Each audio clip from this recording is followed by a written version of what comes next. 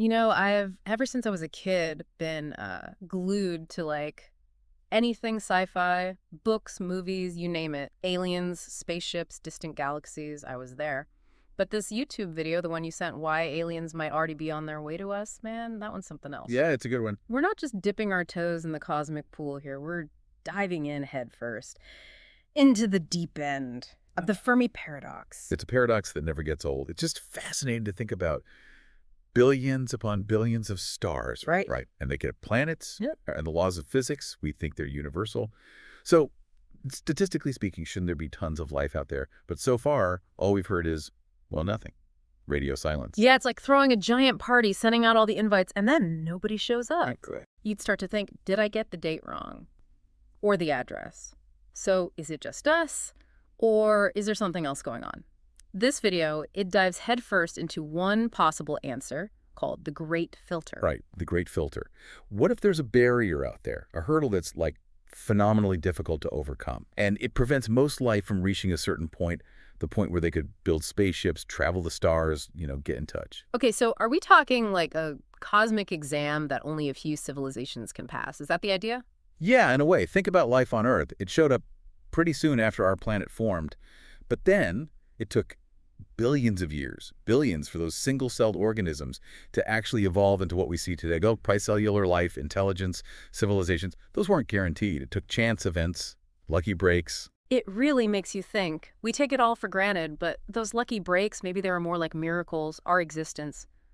It could be even more improbable than we realize. Exactly. And that leads to another point this video makes. It calls it the Goldilocks window. Yeah. It's not enough for life to just, appear. It has to appear at the right time in a galaxy's evolution. So timing is everything, huh? It's not just finding the right planet, it's being in the right place at the right time, cosmically speaking. Precisely. Think about our sun. It's relatively stable. It's given us a consistent energy source for billions of years. But the early universe, that was a different story. Intense radiation everywhere, supernovae going off all the time, stars burning out quickly. Not exactly the best place for life to get started. So we lucked out, right? With our little corner of the Milky Way, our sun was the Goldilocks star, not too hot, not too cold, gave life a chance to, well, evolve at its own pace. But here's where things get even more interesting. This video, it argues that timing isn't just important for life to show up. It could also determine if a civilization thrives, or it gets completely overshadowed. Okay, now you've got me really curious. What does that even mean on a galactic scale? So the video, it brings up this really thought-provoking idea, almost like a cosmic competition. A cosmic competition. Yeah, think about it. Imagine a civilization that's not just a few centuries ahead of us, but millions of years, right? They figured out interstellar travel. Maybe they're even bending space-time. Who knows? And as they expand out from their home system, they're going to leave a footprint. A footprint? Like what they forgot to clean up after their galactic lunch. What are we talking about here? Not exactly. I mean, think about the energy signatures they'd leave behind. Megastructures, things that we could actually detect as anomalies in, space-time or electromagnetic radiation. We're talking Dyson spheres, maybe, harnessing the power of entire stars. Wow, that's a serious power bill. So even if they're not sending out radio signals saying, hey, we're here, just existing, doing their thing, it would create ripples. Exactly. And this is where things get really interesting, really mind-bending. It's not just about the physical space they might take up. It's the resources they'd use, the influence they'd have. Heck, even the fabric of reality itself with their technology. They could be shaping it in ways we can't even imagine. It's like a cosmic gold rush. But instead of gold, it's whole star systems up for grabs. So it's not finders keepers. It's first come, take all. Wow. That puts a whole new spin on SETI, the search for extraterrestrial intelligence. If they're right, it's not just about finding aliens, it's about whether there's even any room left to find them. Right. It raises the stakes. If even one civilization in the Milky Way, just one, if they got to that level of technology and they went for it, expanded really fast, they could have claimed the whole galactic pie, so to speak. It's kind of wild to think we could have already missed our chance. We might be late to the party and not even know it.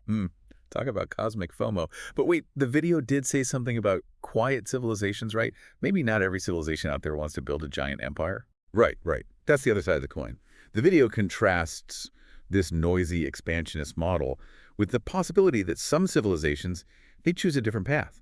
Sustainability, internal development, maybe even forms of existence we can't even comprehend right now. So instead of blasting their presence across the galaxy, they're keeping it low-key, like a cosmic do not disturb sign. Precisely. They might be perfectly content within their star systems, focusing on harmony with their environment. Or maybe they're exploring, but not physically. Maybe they're exploring like inner dimensions of reality. Imagine civilizations so advanced they don't need physical bodies or spaceships anymore. Maybe they exist as pure energy or pure consciousness. Their footprint would be invisible to us.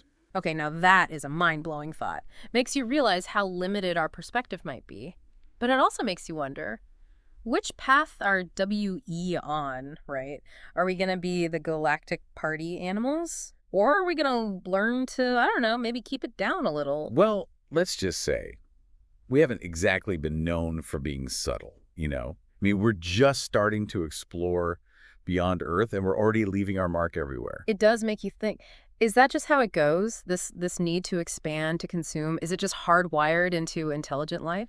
Like, is it in our DNA? Or is it a phase, like a stage in a civilization's development that maybe eventually it gives way to something else? Maybe it is like a cosmic growing pain or something, Yeah. you know, when we were kids, running around yelling our heads off, thinking we're the center of the universe. Yeah. But then hopefully we grow up a bit, learn to appreciate, a little peace and quiet.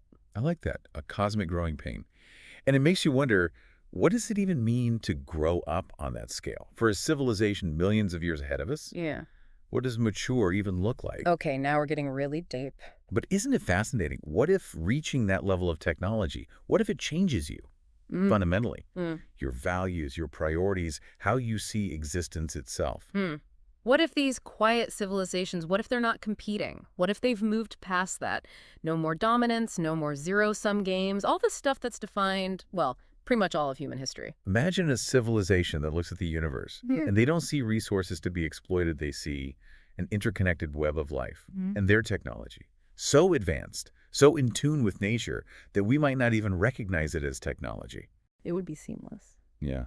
Instead of colonizing planets, they're creating like self-sustaining ecosystems, Yeah. nurturing life, not displacing it. It's almost like we're trying to understand something way beyond us, using tools that are, well, pretty limited. This whole deep dive, it's really been humbling, I have to say. For all we've learned, we're still just scratching the surface. Absolutely. But that's the beauty of it, right? The universe is full of mysteries, possibilities that make us question everything. What does it even mean to be intelligent? What's our place in all this? Makes you realize the search for extraterrestrial intelligence, it's not just about finding some signal in the stack. It's about asking those big questions about ourselves, about the very nature of existence. Who knows what's out there, what we might discover, what wonders we haven't even imagined yet. And maybe just as important, makes us ask, what kind of civilization do we want to be? Are we the noisy neighbors, blasting our music, taking up all the space? Or do we choose something different, a path that's more about harmony and, sustainability, understanding that we're all connected on some level? Definitely something to think about. So, to all you listeners out there, keep looking up at those stars, keep asking the big questions, and never stop exploring, whether it's the cosmos or, well, yourselves. You never know what you might find.